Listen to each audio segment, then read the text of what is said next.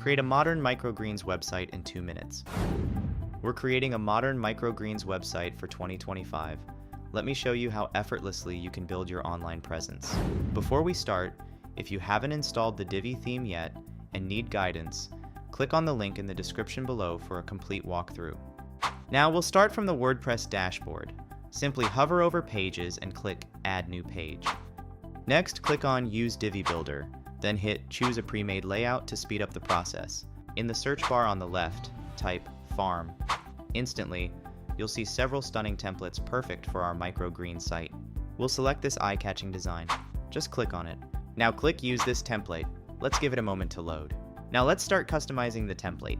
First up, we'll change this background image. Click on Settings, then Background, and next, Background Image. Select the new image you want to display.